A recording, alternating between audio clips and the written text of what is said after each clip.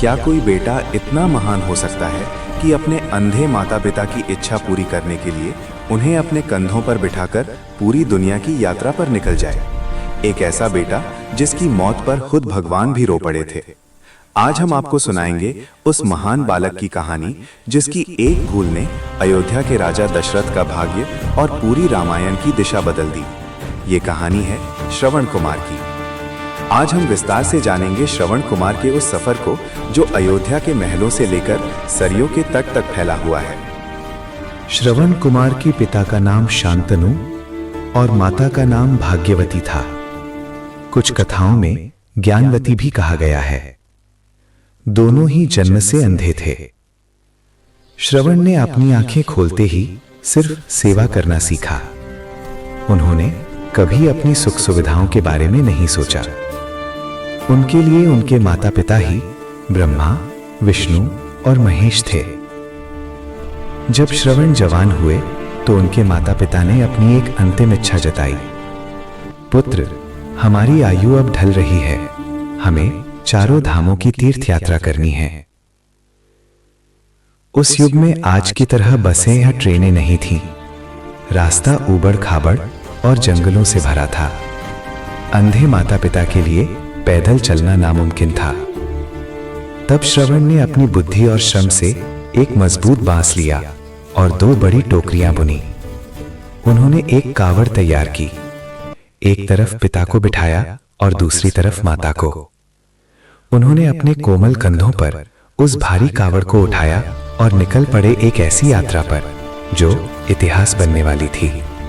माता पिता, पुत्र, हमें बहुत दुख है कि हमारे कारण तुम्हें इतना कष्ट हो रहा है।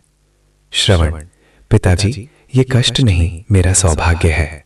जो सुख मुझे आपकी सेवा में मिल रहा है वो स्वर्ग में भी नहीं है। यात्रा करते करते वे अयोध्या के पास सरयू नदी के किनारे पहुंचे। रात का समय था, चारों तरफ सन्नाटा था। माता पिता को प्यास लगी। श्रवण ने बड़े प्यार से उन्हें पेड़ के नीचे बिठाया और लोटा लेकर नदी की ओर चल दिए। उसी समय अयोध्या के राजा दशरथ, जो अपनी युवावस्था में थे, वन में शिकार खेल रहे थे। उन्हें शब्दभेदी बाण चलाने में महारत हासिल थी। जैसे ही श्रवण ने अपना बर्तन पानी में डुबोया, उससे भबक भबक की आवाज निकली। अंधेरे में दशरथ को लगा कि कोई हाथी का बच्चा या हिरन पानी पी रहा है। उन्होंने आप देखा ना दाव और अपना घातक बाण आवाज की दिशा में छोड़ दिया। बाण सीधा श्रवण के सीने में जा लगा। जब दशरथ दौड़कर वहां पहुंचे तो उनके होश उड़ गए। वहां कोई जानवर नहीं, बल्कि एक निर्दोष युवक खून से लथपथ पड़ा था। हे राजन, मैंने आपका क्या बिगाड़ा था? मैं तो बस प्यासे माता पिता के लिए जल लेने आया था। मेरे मरने का दुख नहीं है, दुख इस बात का है कि अब उन्हें पानी कौन पिलाएगा? वो प्यासे रह जाएंगे। श्रवण ने दशरथ से कहा कि वे तुरंत जाकर उनके माता पिता की प्यास बुझाएं और उन्हें इस दुर्घटना के बारे में बताएं। इतना कहते ही श्रवण के प्राण पखेरु उड़ गए। दशरथ कांपते हाथों से जल लेकर उन वृद्ध दंपत्ति के पास पहुंचे।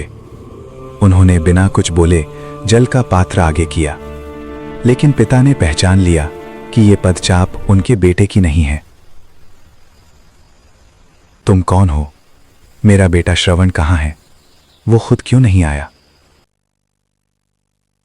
जब दशरथ ने रोते हुए सारी सच्चाई बताई तो बूढ़े माता पिता पर दुखों का पहाड़ टूट पड़ा। उन्होंने जल पीने से मना कर दिया और राजा दशरथ को एक ऐसा श्राप दिया जिसने दशरथ के कुल का अंत तय कर दिया।